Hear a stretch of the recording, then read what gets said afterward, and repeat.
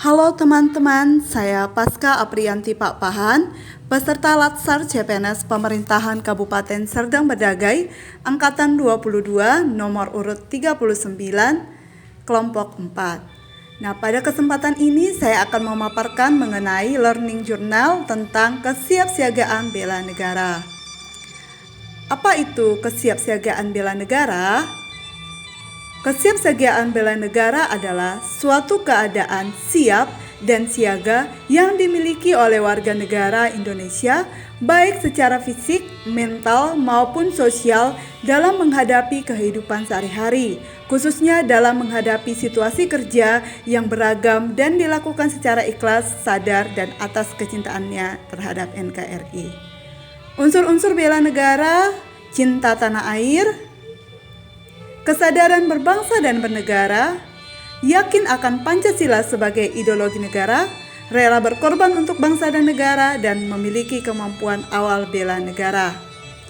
Kemampuan awal bela negara yang pertama dengan kesiapsiagaan jasmani. Kesiapsiagaan jasmani yaitu kegiatan atau kesanggupan seseorang untuk melakukan tugas atau kegiatan fisik secara lebih baik dan efisien. Apa manfaatnya? Yang pertama, kita akan memiliki postur yang baik, memberikan penampilan yang berwibawa, lahiriah karena mampu melakukan gerak yang efisien.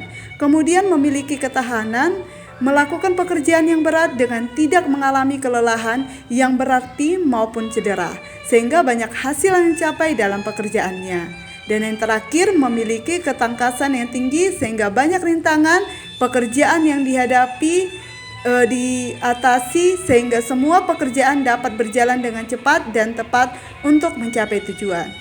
Kedua, kesiapsiagaan mental, yaitu kesiapsiagaan seseorang dengan memahami kondisi mental, perkembangan mental, dan proses penyesuaian diri terhadap berbagai tuntutan sesuai dengan perkembangan mental atau jiwa, baik tuntutan dalam diri sendiri maupun luar dirinya sendiri, seperti menyesuaikan diri dengan lingkungan rumah, sekolah, lingkungan kerja, dan masyarakat. Nah, adapun karakter kesiapsiagaan mental yang baik itu yaitu berperilaku menurut norma-norma sosial yang diakui, sikap perilaku tersebut digunakan untuk menuntun tingkah lakunya, mengelola emosi dengan baik, mengembangkan berbagai potensi yang dimiliki secara optimal, kemudian mengenali resiko dari setiap perbuatan, menunda keinginan sesaat untuk mencapai tujuan jangka panjang, dan menjadikan pengalaman baik secara langsung atau tidak langsung sebagai guru terbaik. Selanjutnya, kearifan lokal. Kearifan lokal adalah hasil pemikiran dan perbuatan yang diperoleh manusia di tempat ia hidup dengan lingkungan alam sekitarnya untuk memperoleh kebaikan. Kearifan lokal dapat berupa ucapan, cara, langkah kerja, alat, bahan, dan perlengkapan yang dibuat manusia setempat untuk menjalankan hidup di berbagai bidang kehidupan. Kemudian pemahaman etika, etiket, dan moral.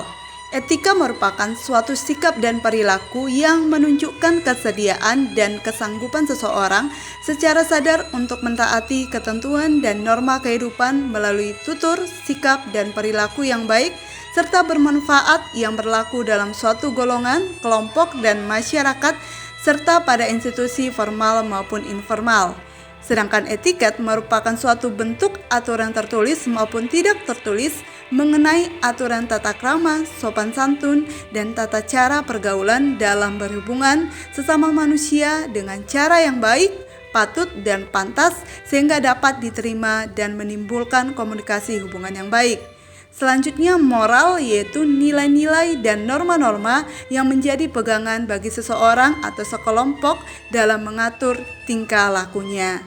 Selanjutnya, kita akan membahas mengenai etika keprotokolan, yaitu suatu bentuk tutur, sikap, dan perbuatan yang baik dan benar berdasarkan kaidah norma yang universal dilakukan secara sadar dalam tata pergaulan yang berlaku pada tempat, waktu, dan ruang lingkup, serta situasi tertentu untuk menciptakan komunikasi dan hubungan kerja yang positif dan harmonis.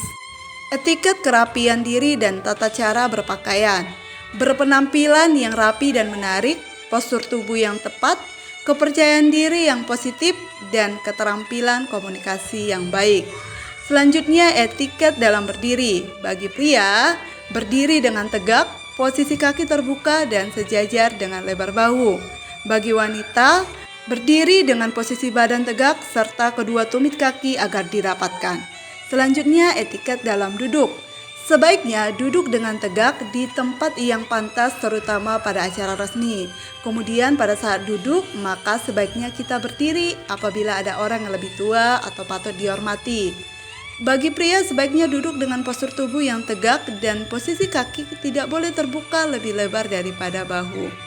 Bagi wanita, selain duduk dengan postur tubuh yang tegak, posisi kaki diteguk dengan kedua paha rapat, tidak boleh terbuka lebar. Pada saat duduk, kita dapat melipat kaki, tidak diperkenankan sama sekali untuk memperlihatkan sol sepatu. Kemudian etiket berjalan, langkah yang wajar, posisi badan tegak dan dada sedikit dibungsungkan, serta menahan perut agar terlihat kesan yang berwibawa. Kemudian dilarang memasukkan tangan ke dalam saku celana maupun baju. Apabila berjalan bersama orang lain yang lebih tua atau patut dihormati, sebaiknya kita menempatkan diri di sebelah kiri dan sebaliknya. Membuka jalan untuk tamu VIP dengan sopan maupun tegas, menyapa ketika berjumpa dengan orang lain, dan tidak mengakses HP ketika berjalan. Selanjutnya, etiket berkenalan dan bersalaman. Dalam hal ini ada 3 hal yang harus dilakukan. Bersalaman atau berjabat tangan dengan erat. Kontak mata, ucapkan nama dengan jelas. Etika dalam berbicara, dalam pemilihan topik, pilihlah topik yang menarik perhatian lawan berbicara, yang mau membuat ia bercerita tentang pekerjaannya, membuat pujian, dan membicarakan hobi. Etika dalam jamuan, pengetahuan dan keterampilan tentang table manners wajib dimiliki bagi setiap petugas protokol. Table manners merupakan suatu tata cara makanan yang baik dan benar sesuai dengan ketentuan dan kelaziman yang berlaku. Baiklah, sampai di sini pemaparan saya mengenai kesiapsiagaan bela negara.